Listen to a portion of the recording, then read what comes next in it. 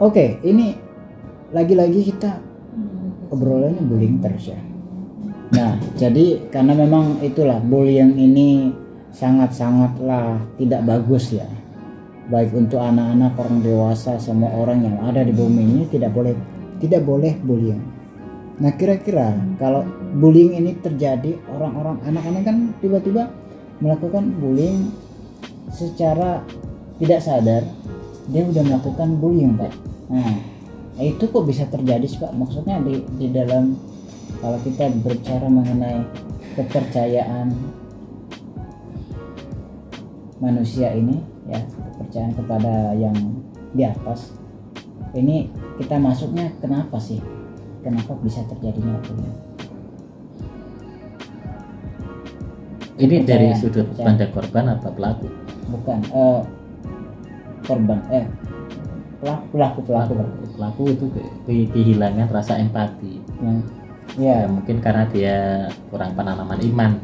Ya, itu. Jadi seperti itu, sehingga tidak ada kesadaran untuk mengasihi sesama manusia. Padahal di setiap agama mengajarkan untuk mengasihi sesama manusia. Dan penerapannya adalah bahwa ketika kita mengasihi sesama manusia, maka kita harus berempati kepada mereka. Dengan cara apa? Dengan cara kita tidak melakukan hal-hal yang merugikan, apalagi mencederai, menyakiti perasaan orang lain seperti itu. Iya. Jadi memang kita itu memang harus menjauhkan hal-hal yang sedemikian rupa ya, Pak ya.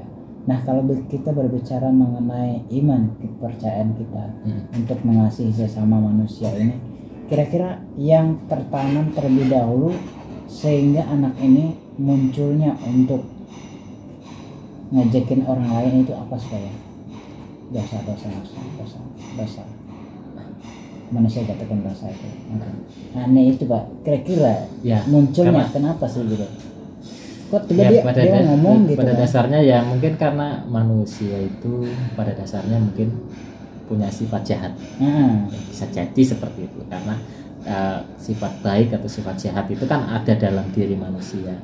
Tergantung bagaimana kita memberi pengarahan dan kesadaran kepada seseorang bahwa hal ini baik atau jahat.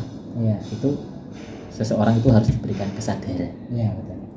Nah, itu kita bicara secara umum kan. Betul, Pak. Iya. Kalau bicara secara teologi itu lebih luas lagi. Iya. Nanti Bapak ini Bapak bilang kalau kita berbicara mengenai iman Kristen, manusia ini sudah jatuh ke dalam dosa. Dosa itulah yang melekat di dalam diri manusia. Ada kecenderungan manusia untuk melakukan dosa. Itu yang dosa, dan pikiran manusia terkadang dikuasai dosa. Iya, betul sekali itu. Dikuasai kejahatan seperti itu. Iya. Jadi kira-kira itu tadi, Pak. Jadi kalau kita berbicara mengenai iman Kristen ini, lebih merujuknya kepada semua orang juga sih. Munculnya dosa ini, kok bisa anak ini tiba-tiba munculnya dosa ya. Sorry. Ya kan anak kecil itu pun terkadang ya kita tidak ajari untuk berbuat jahat saja mereka sudah bisa tahu berbuat jahat. Iya, nah itu dia, Pak. Anak kecil tidak bisa diajari. Orang tua tidak pernah ngajari bohong. Betul. Bisa berbohong. Betul. Sama halnya orang tua tidak pernah ngajari anak ini mukul. Jadi mukul. Orang tua tidak pernah mengajakin ejekin temanmu. Enggak pernah seperti itu. Enggak pernah, orang tuanya kan enggak pernah. Kok bisa muncul? Nah, itu kenapa bisa terjadi? Bisa terjadi karena mungkin ya kita bicara sifat dasar. Yang kedua dia melihat contoh perilaku orang lain. Nah, makanya kan bisa perilaku orang lain, contohnya di rumah orang tuanya bapaknya memperlakukan ibunya memperlakukan bapaknya, itu terekam di dalam memori anak. Yang kedua dia nonton sesuatu, TV misalnya contohnya, film yang ada kekerasan yang sebenarnya tidak boleh ditonton oleh anak seusia dia. Makanya kan ada undang-undang kita itu kan memberikan kebebasan kepada anak untuk mengakses informasi dan hiburan, tetapi sesuai dengan usianya.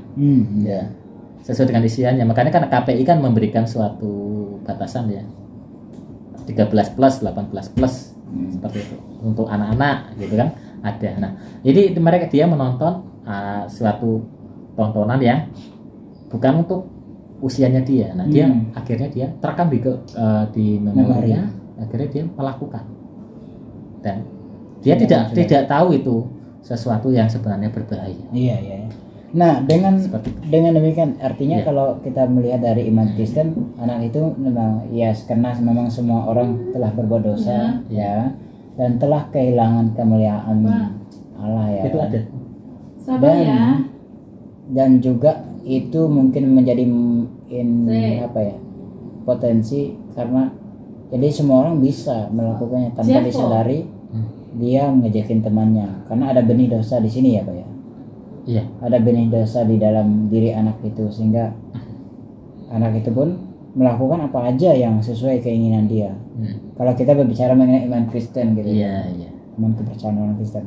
Jadi anak ini secara sengaja dia melakukan mukulin orang, ngejekin orang, bully gitu kan. Nah, salah satu juga ya dia melihat suatu contoh tadi TV maupun media lain atau orang dewasa atau mungkin temannya.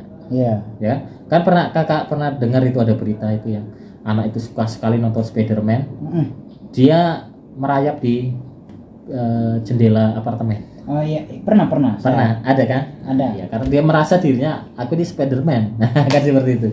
Nah, karena anak kecil itu dia tidak bisa membedakan seperti itu. Ke situ. Inspirasinya ke situ ya. Kalau anak-anak ya kan melihat seperti itu, dia tidak tahu itu ketika memukul temannya, dia menendang temannya, itu akan berhadapan dengan hukum. Dia tidak paham itu. Dia tidak paham itu. Nah ini makanya kan kalau banyak pelaku bullying ketika melakukan bullying kepada temannya, apakah dia sadar bahwa nanti dia akan mempertanggungjawabkan perbuatannya? Kan tidak sadar. Seperti contoh di Cilacap itu, saya lihat videonya, habis-habisan dipukulnya, dilempar, ditendang, diinjak. Dia berpikir ketika dia melakukan itu dia akan berhadapan dengan hukum. Kan tentunya tidak berpikir. Karena apa? Pada waktu itu anak itu dia tidak bisa membedakan mana yang baik dan yang buruk. Sudah terobsesi dengan apalagi dia jago karate kan.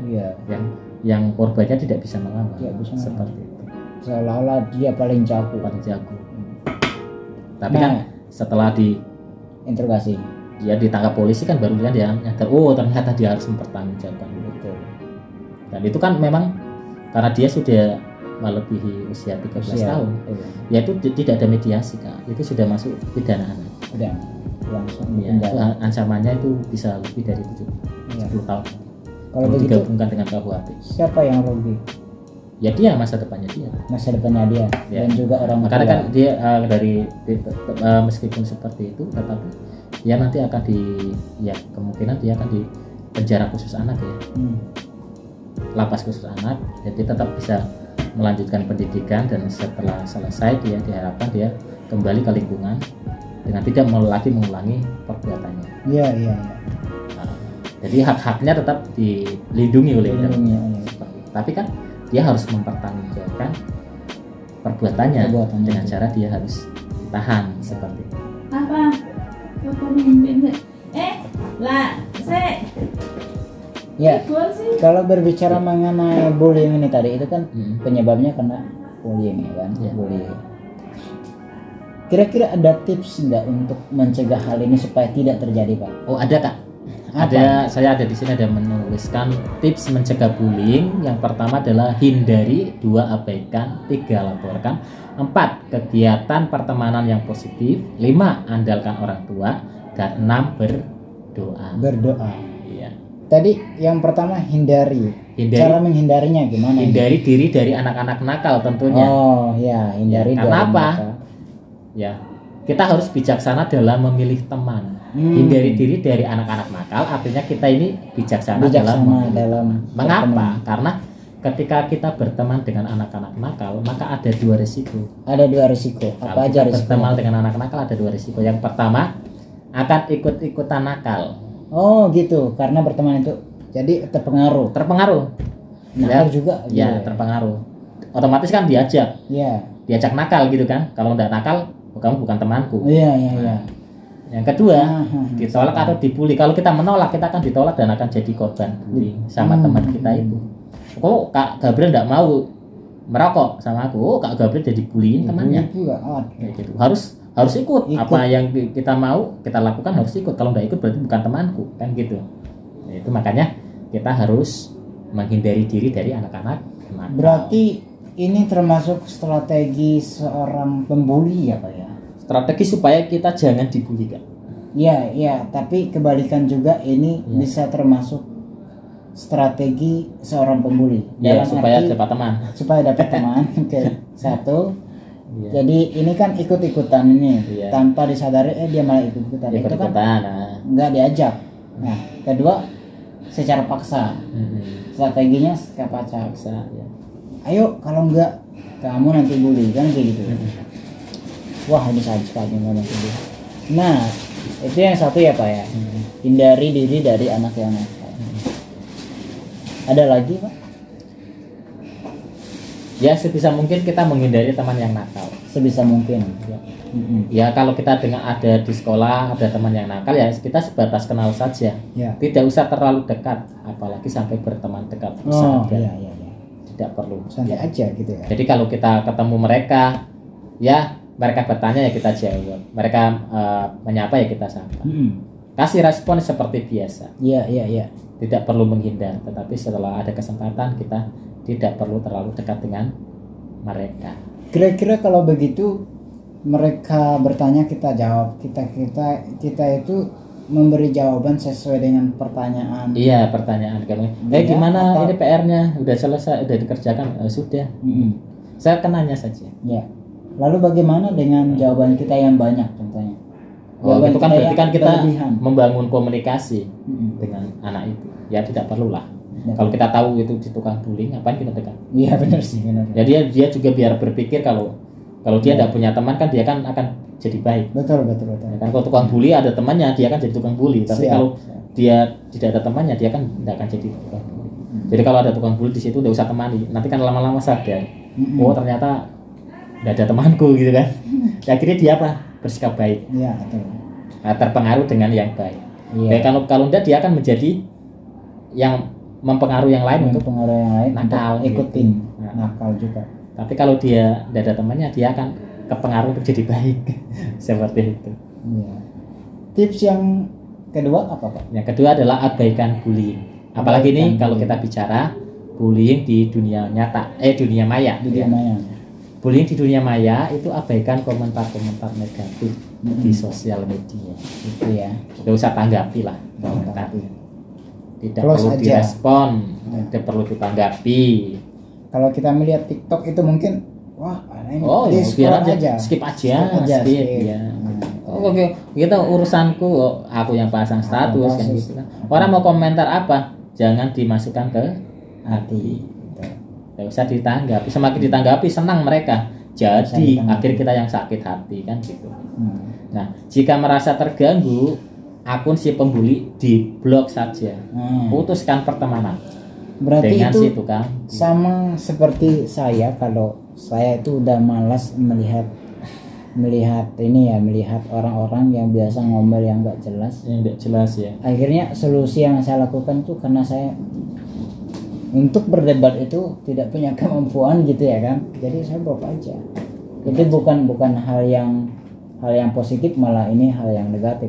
Orang malah menanggapi hal-hal yang jelek. Jadi ya udah blok aja, nggak ada salah. Ya itu kan membuang-buang waktu, membuang tenaga, dan akhirnya membuang perasaan kita. Kita jadi kenapa jadi kita yang berpikir kan? Iya. Sana santai-santai aja. Kita yang kepikiran nggak bisa tidur. Aduh, ngomentari malam-malam ngomentari itu balas sini. Nggak perlu. Nggak kenal kita orangnya seperti itu. Udah abaikan saja. Nggak usah ditanggapin itu. Iya. Karena pertemanan itu dengan teman-teman yang jelas saja lah. Ada lagi Pak? Nah ya, jika tidak siap mental, tidak usah mengikuti grup-grup sosial media yang berisi pembuli. Iya betul sekali. Gak usah ikut-ikut grup apa? Grup Sosmed. pembuli. Yang membuli. Ada biasanya grup mama ya, grup mama tapi di bawahnya gosip. Itu nggak usah juga. akhir-akhirnya kita pula yang kena bos. Iya. Grup-grup politik contohnya, grup itu yang debat agama itu kadang kan banyak juga yang ibaratnya diskusinya tidak bermutu ya. Maksudnya dia hanya menyerang saja seperti itu. Ya, itu kan seperti itu kan.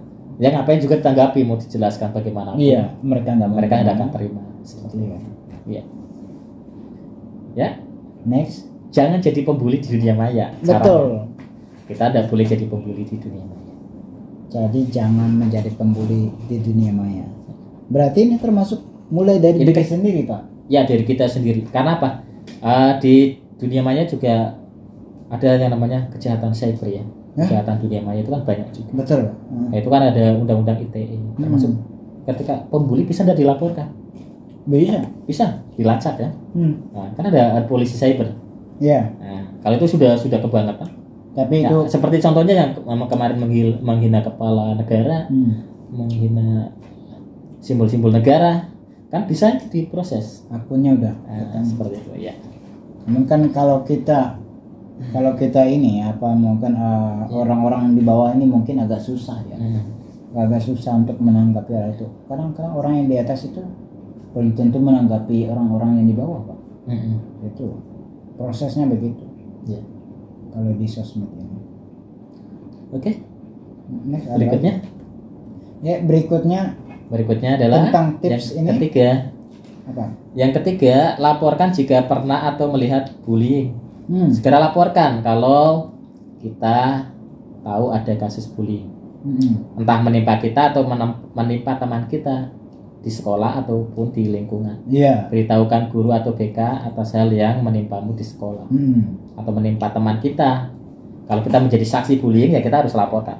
Itu temanku, Pak Guru, Bu Guru dibullying. Kita jangan diam saja. Jangan diam saja, lapor saja. Itu bullying itu harus ditindak tegas, harus dilaporkan.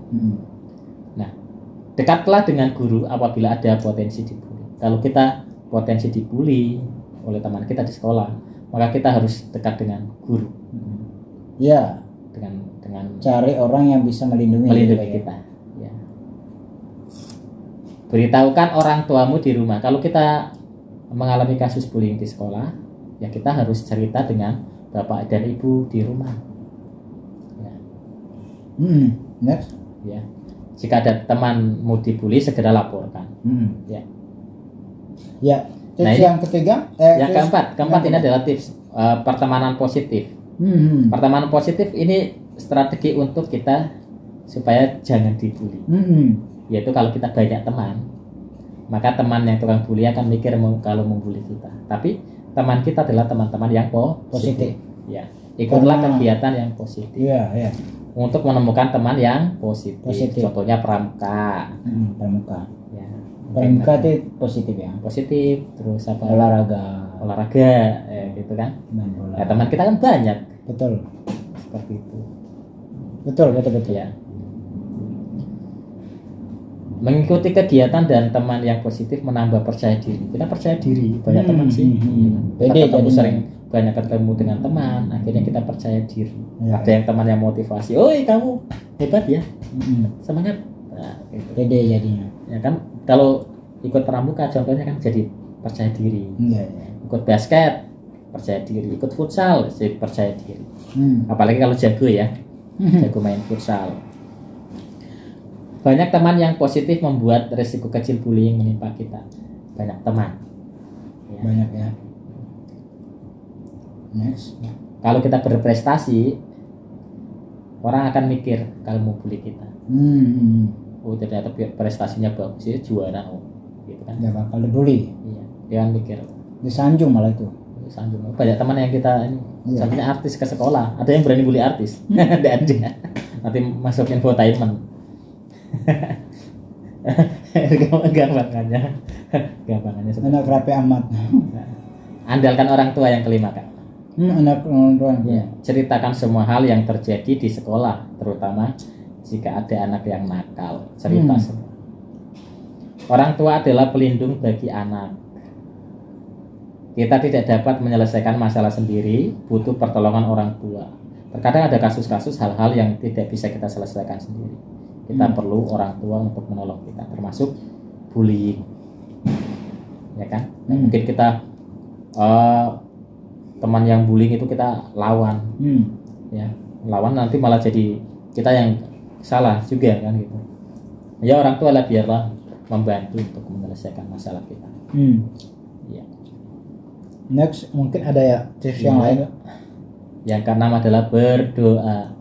Minta kekuatan dari Tuhan, minta perlindungan dari Tuhan, minta dijauhkan dari anak nakal. Tuhan itu adil, dia membela bagi anak-anak yang teraniaya dan tertindas. Jadi memang perlu berdoa, Pak. Berdoa. Ya. Tuhan itu bagaimanapun hakim yang paling adil. Betul sekali. Penjaga anak yang paling tidak tidur, ya, yang selalu menjaga anak adalah Tuhan. Karena Tuhan berkata, ya, bahwa barang siapa menyambut seorang anak, ya, seperti ini, maka ya, dia menyambut aku seperti anak kecil. Iya. Ya, luar biasa. Kalau kita menyambut anak kecil, seorang anak, itu sama saja menyambut Tuhan. Kalau kita memperlakukan anak salah, akan berhadapan dengan siapa? Ya. Dengan Tuhan. Betul sekali. Kalau kita memperlakukan anak dengan kekerasan, Tuhan itu tidak tidur. Tidak tidur. Tuhan itu pasti akan bertindak. Betul. Karena Tuhan mengasihi anak-anak. Good job. Oke, sip, mantap. Iya, aku pun sangat terkesan dengan hal ini, bahwa sebetulnya untuk melindungi anaknya ada banyak tips. Ya. Ya. Oke Pak, thank you banget. Nah, kira-kira dari isi pemaparan ini kira-kira ya yang kita bahas mengenai tips bullying atau penyebab bullying ini, kesimpulannya seperti apa? Kesimpulannya kita jangan takut ketika ada tukang bully. Jangan takut ketika ada tukang bullying. Satu, Kita laporkan. kedua kita laporkan. Ketiga, Harus kasih efek jerah. kasih aja. Ya, Jangan takut, sebagai Tuhan itu beserta kita. betul. Sebagai orang tua juga tetap harus mengawasi anaknya bagaimanapun keadaannya, kawan-kawan. Iya. Dan juga sebagai seorang anak yang mungkin duduk di bangku kuliah, karena ini kasusnya selalu pada anak sih, baik anak-anak dewasa, anak kecil, semuanya. Jadi harapkanlah sadar diri ya, jangan untuk mengejek, jangan melakukan perbuatan-perbuatan yang mengakibatkan orang dibully. Itu nggak bagus ya, nggak diajarkan itu secara manusiawi, tapi malah terjadi dengan begitu aja ya. Ya oleh karena itu ya, mulai dari diri sendiri ya, supaya tidak terjadi bullying. Yang namanya kita ini kan manusia beradab, berkomunikasi satu sama lain, berhubungan satu sama lain. Jadi harusnya saling menghargai satu sama lain juga, ya Pak ya. Ya. Betul. Nah itu aja kesimpulan kita dari sini ya. Ya. Sampai jumpa di Sampai video jumpa di lain kesempatan. lain kesempatan. See you next time. Bye. See you next time.